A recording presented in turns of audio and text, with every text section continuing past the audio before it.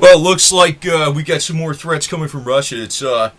There's a well. Let me put it to you this way in perspective, because it's a little more severe than you would think. Even though there's going to be a lot of drama about this, I'm going to actually tell it to you like it is and give you a couple more angles of things that go back way back in history.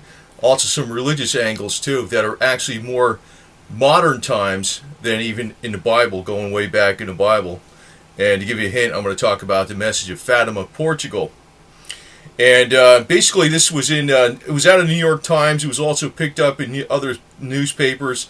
You know, the New York Times is accurate as far as printing facts. You know, I know a lot of people say it's because of the major media, but they'll have an editorial opinion that maybe I do not agree with. You know, that's really what it is. But anyway, it was Dmitry Kiselyov, I believe it is. He's a news anchor known as his mad as hell delivery of diatribes that are supposed threats from the Russia. But basically he says that Russia is the only country that could still turn the U.S. into radioactive dust. And he's talking about any kind of interference. In other words, it was hints about interference in the Ukraine. President Vladimir Putin also appointed this guy to lead basically as the official Kremlin voice. Now, that should give you a hint as to what their news media is about. In other words, the dictator appoints what the news media is, who's the news media head's going to be. But basically, that's coming from the Russian state when they're making these type of threats that they'll turn the United States into radioactive dust. He's also in charge of Russia Today, the propaganda outlet in the United States, which is designed to cause hate and dissent, even though they bring out truth about the Western oligarchs in the West, too, that we have had Western oligarchs and things like that. But I want to get on to something else here, because a couple different things. One, going back to ancient Rome, and also not a religious thing going back to ancient Rome, but also another thing going back to modern times that is not actually it didn't start out to be a Roman Catholic thing at the time. And I can tell you the truth, I went to Roman Catholic school, but I was never really taught the details on this Msg of Fatima, and I didn't even know about it till that detail to maybe, I don't know, 15 years ago. So I never really learned. So it's not something that's even pushed officially by the church that much, which is interesting. Highly, highly interesting. But first, let me get into the Msg of Fatima first. There was the appearance of Mary to 3 children at Fatima, Portugal in 1917. There were 6 times it happened. It was on the 13th, I think, of each month. The last time was on October in 1917, where she said she would perform a miracle. That was the miracle of Fatima. Now, I'm going to go over this very briefly, and I may be missing it exactly perfectly the way I'm going to say it, but I'm going to put it in very common layman's type language. First off, it was one child heard what she was saying, the other 2 could see her. It was Lucinda, who heard what she actually said. The other 2 could not actually hear what she said. The other boy and the other girl could not hear what she said. They only saw her. Now, during this time, Portugal was not actually that Catholic or that religious. It was actually more secular. The children actually got in trouble, and because they thought they were making wild rumors up. So it wasn't even supported by the church. You know, it wasn't like it didn't go to, like, I'm just saying it from this angle because, you know, I get suspicious of religious messages that go to, you know, people that are or you know are part of the religious establishment. But basically, these children were not part of the religious establishment. Now, what was interesting, it was they were threatened with torture and death, and they even told one of the children that they tortured and killed one of the other children so you better change your story. And she still did not change her story, which tells you I don't think they were lying. Now, the miracle was supposed to occur on. It did occur. It was told to them to occur on October 27, 1917. Now, there was a large crowd of people that gathered at Fatima, Portugal, on the site. Now, it wasn't religious people. For the most part, there was like a mixture. There was religious people, And there was people over there that were saying these religious people are a bunch of kooks. And I'm going to see what this deal's about, and I'm going to laugh at them. And then there was a lot of newspaper people there, because he says I'm going to report on this because there was such a large crowd that gathered at that in Fatima, Portugal, on the site. So there was newspaper people there. Well, nobody knew what the miracle was going to be. What it turned out was it was raining, it was storming out, it was muddy, the field was muddy. You're waiting and waiting. Then all of a sudden, the sky opened up. It cleared, like the clouds opened up, and they could see the sun. And the sun looked like it was getting bigger and bigger and bigger till it looked like a kaleidoscope effect. Then it almost looked like it was going to crash to the ground. But everything turned like an amber amethyst color. Like, in other words, you look at your hand, it would be like an amethyst yellow color. It was everywhere on it, trees, leaves, everything. The grass was this yellowish color. And people saw the sun getting bigger and bigger and bigger, like a big kaleidoscope, and it looked like it was going to crash to the earth. And they got scared. They hit the ground. They were like, holy shit, they were really scared. And it was raining out, and it was muddy. So they all got dirty and everything with the mud on the ground and all the rain. And then, after just so many minutes or whatever it was, the sun basically returned to its normal position. But then when they got up, they noticed all their clothes were not dirty. They were not wet. There was no mud on them, no dirt, nothing. And it basically caused a lot of people to convert to Christianity that were non-believers. Now, I'm going to get over to what the Msg of Fatima said, partly, because I think this actually is more applicable to what's going on, because I'm going to actually dovetail this. This may be a long video. I thought it was going to be a short one, but I'm going to dovetail this into a couple other things. The Msg of Fatima basically said that the Lord was highly pissed off, I guess, at mankind, if we'll just put it in common terms, very mad at mankind for sinning and offending the Lord with all its sins. And it says that this war, the World War I, would be over soon. This was in October 1917. Now, lo and behold, on November 11th, on the 11th hour of November 11/11/11, on 1917, November 11th and 11th hour, the armistice was signed. So it was basically a year later the war was over. So that prediction was accurate. The other thing she says, if mankind does not continue to offend the Lord, that there would be a greater chastisement and even greater war that would come about later on. Now, she said it would come about during the time, it would start to come about during the time of Pope Pius XII. Now, in 1917, there was no Pope Pius XII. Okay? In 1922, Pope Pius XII became Pope. And then, of course, nothing really happened too much in 1920s, but then again, it started to happen later on, like basically more in the 30s, where actually things started really heating up, where World War II really started, when the Japanese started invading China, taking over things, and Hitler started annexing more areas. That all came about in the 30s, and Pope Pius XII was Pope all the way up to 1939.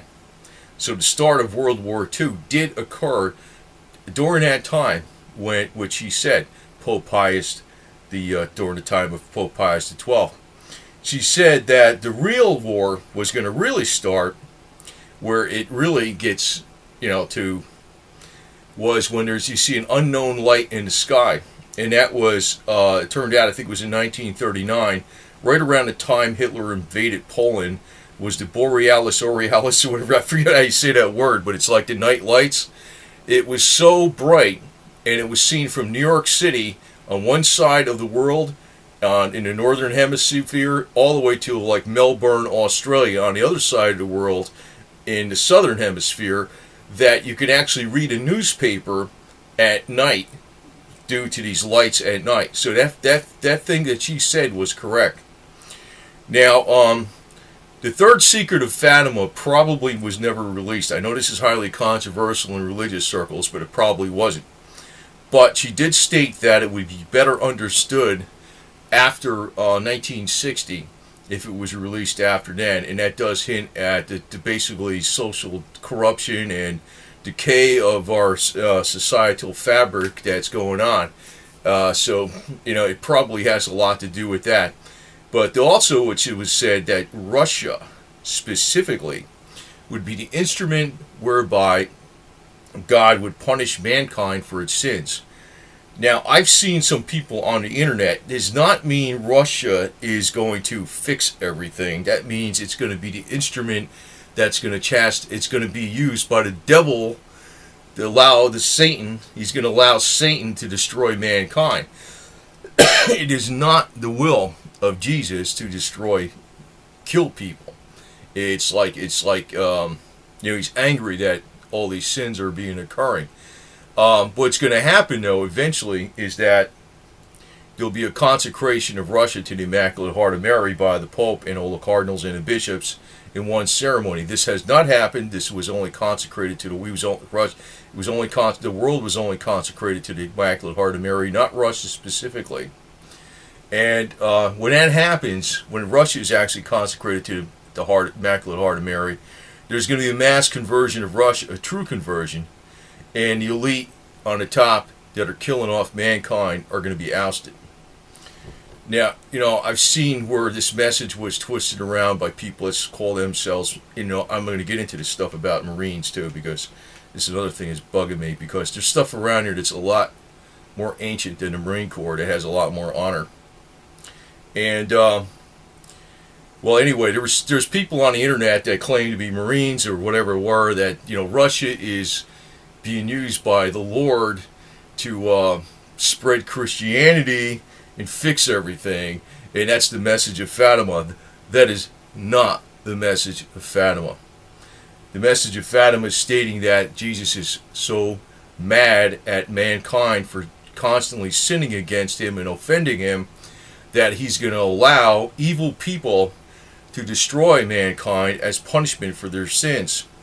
And they're not going to be stopped until Russia specifically, the instrument that Jesus is allowing, that's evil to destroy mankind, Russia specifically is consecrated to the Immaculate Heart of Mary. They're not the good guys. I mean, that's really not what the message is saying at all. At all. Now, I also want to get into something, actually, if you get into some other things on that, Italy is going to be taken over by Russia. There's going to be a lot of problems in the church. A lot of the people in the church, most of the people in the church higher up are going to stand fast. Some will defect, but most of them will stand fast, and they will suffer a lot. But Russia eventually will be defeated. They will be defeated. Now, I also want to go back to something in ancient Rome, because we talk about sometimes, the patriotic people in the United States that talk about the American Revolution, the War of 1812, the fight for freedom. Now, if you go back to ancient Rome, there's a lot of similarities between ancient Rome and today. Not the Hollywood Rome, the real Rome. The actual real Rome at the time, and actually what made Rome great, was the Roman Republic. Before it became an empire. The United States is not an empire. It's still a republic. But what happened at that time, there basically was no standing armies per se in the early days. There were citizen soldiers that formed together to form an army when they had a foe at their door, and they would fight them. And they expanded too. They expanded their territory, and they pushed their great way of life on everybody else, which was actually a good thing. It actually was a good thing. Now, one of the most trying times of Rome, because I think we're coming up to some serious trying times with Russia. It may not be next year, but it's coming up pretty quick. Some of the most trying times of Rome were when it was attacked by Carthage. It has Drupal and Hannibal, the son Hannibal, which people know about the famous invasion by Hannibal through the mountains of Italy. But this was not one war. This was actually the three Punic Wars that lasted for decades. It was actually the sons of soldiers were fighting the Carthaginians. It lasted for decades. It didn't last a couple of years. But what was interesting is that even though Rome put together their biggest army up until that time against Hannibal to fight him and get him out of their country. Inside of a few hours, Hannibal, using the double envelopment tactic, totally obliterated the largest army, totally killed him, obliterated him, the largest army Rome ever fielded in a matter of a few hours.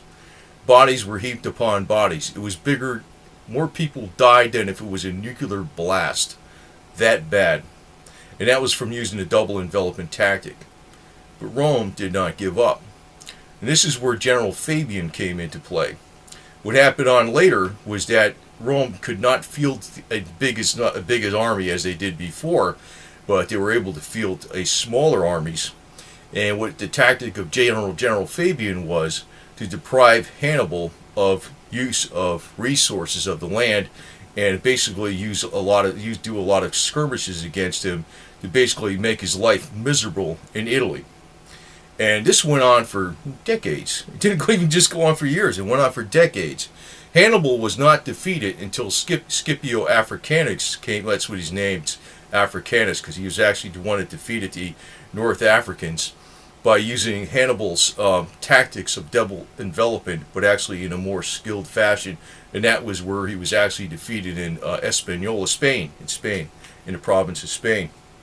So, I mean, there may be very, very trying times coming up for the United States in the future. There may be. This stuff with Russia is no joke. I've said on several of my other videos in the past, and I know this was not popular thought. Actually, it's somewhat depends on what circles in the Marine Corps, and I don't want to mention the Marine Corps too much because it becomes a Madison Avenue word. But there's certain circles actually in the military that realized that Golitsyn, Major Anatoly Golitsyn, was correct. And if you really look at the details of what happened with Gorbachev, how he stepped down, how he was even given the keys to the Presidio, even in San Francisco, the old naval facility, before he was even stepped down from the president of Russia, and how the Gorbachev USA Foundation is basically a Marxist front organization financed partly by the elite in the West. They're all working together. But the thing is, Major Golitsyn says, the Western elite that are also pushing for globalism do not know what they're dealing with. They don't know what they're dealing with the Russian leaders. And they're going to get stabbed in the back big time, and they're going to wind up, they're going to get screwed. Which means, in turn, the people in the West are going to get screwed too. But this all dovetails together with the message of Fatima. Basically, what's going on, there's a lot of people sinning against the Lord, and the Lord is pissed off, and he's going to allow evil people in Russia to punish mankind. Putin is an evil bastard. I'll just put it to you that way. This guy actually, he's a thug.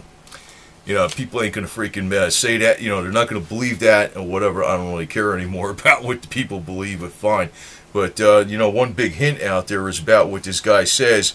Russia could still turn U.S. into radioactive dust. That's being put forth by the big news anchor, Dmitry Kiselyov. And he was chosen, handpicked. In other words, not somebody that gravitated into media by being a star on, you know, that's his trade or whatever. No, he was chosen by Vladimir Putin to be the official news agency leader, and he's also the guy that runs Russia Today, the propaganda outlet in the United States. So it's like a complicated issue in some ways, but in a way it's not that complicated because the message of Fatima was clear-cut and easily understood by 3 children. And actually, two of the children died in early age. And they actually gave up. They suffered greatly when they died. And they did not take even any anesthesia or anything like that for some of the things that for the pain that they had, because they wanted to offer that pain up to the sinners of the world to save them. Which little kids have more bravery than a lot of adults do. So, I mean, it doesn't have to do it. There's a lot of things going on. You know, it's like, you know, there's Madison Avenue, then there's reality. Reality is it could be any person in the world. can be your hero. You know, you don't have to wear a uniform even at all, at all.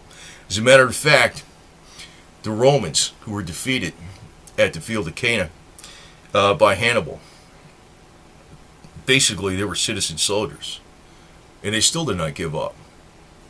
They still did not give up. Just remember that, because you know, in the meantime, when this is going on, I don't know exactly how this is going to play out, but it looks like it's playing out according to the Msg of Fatima, per script, exactly. And it looks like the warnings of Major Anatoly, former KGB Major Anatoly Golitsyn, are absolutely correct. They're absolutely correct. That whole deal, he said the Soviet Union was going to dissolve as a ruse to get more Western technology. He said that before it happened. Not a few weeks before it happened. I know there's other people who started predicting it when it was getting closer. He was talking about this back in the 70s. Because when he wrote New Lies for Old, which was a collection of memoranda to the CIA, it was actually the latest memoranda that was even in that book. Most of it was in the 70s, but the actual latest one that was in that book was in 1980. So, you know, the Berlin Wall and everything didn't fall till much later. These are all predictions he made in that book that would happen. Solidarity in Poland, perestroika. And he says what's going to happen again is that they would come back and they're playing a ruse on the West. I do, you know, I also want to point out one other thing too. There's a reason the Western media treats Russia with kid gloves. It's because the real powers in the West are looking to meld everything together into one world government.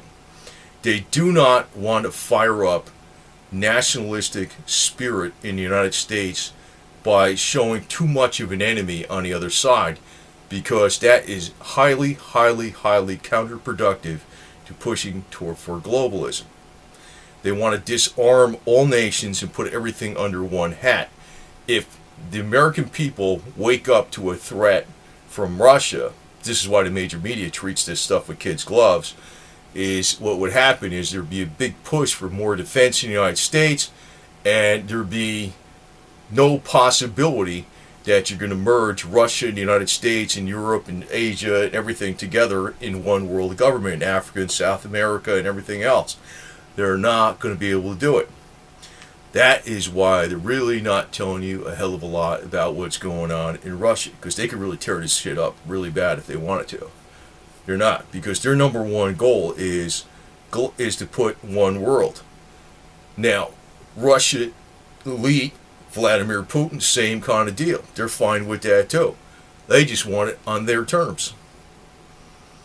But like I said, I think the Msg of Fatima is been rock solid all along, and Russia, Jesus is going to allow evil people in Russia to chastise mankind for their sins, and the chastisement is not going to go on just the sinners. It's going to go like all the way across the board. So if you want to survive it, you know, I don't know, man. I'm just saying that, you know, it's going to get so like, if this happens, this is going to be something that's never happened in the entire history of the earth. If this happens, it's going to be like really, really bad. But there's been times on this earth before that, if you think back to what happened to Rome, you know, even though that was not a nuclear battle, it almost was like a nuclear battle. The largest army they ever fielded in their entire history up until that point was destroyed inside of 3 hours by Hannibal with the double envelopment tactic. In other words, the Roman soldiers all knew how to fight, but it was a tactic of allowing the center to go in and then the flanks to come together like this that caused them not to be able to even have the movement to maneuver to bring up their swords, and that's how they were slaughtered. It wasn't that they were weak. It was the tactics that was never known up until that point. So maybe that's a little bit of, you know, that's a commonly known thing of military history, but maybe not known to people here. But it wasn't that they were not fighters. They were fighters. So, you know, something like this can happen to the American military maybe sometime in the future too. And if it does happen, don't give up the fight. Don't give up the fight. And, you know, let's hope the Pope does what he's supposed to do. Because actually what's going to happen, like I said, this is not something that was dreamed up by the Catholic hierarchy. This came from 3 kids. This came from 3 children. And so far that message has been correct. So I think it is correct because it dovetails into other things out there too. Besides, if you really want to look at it from a factual stance and not even from a religious stance, the miracle of Fatima is factual. It's probably the only major miracle that we have in modern times that was witnessed by thousands of people. And people that were not necessarily religious. So I have to say it's a highly factual. So there's a lot more to these words that when this guy says we will turn U.S. into radioactive dust. He ain't kidding, man. He ain't kidding. Stuff's coming up and it's going to be bad news, but don't give up the ship.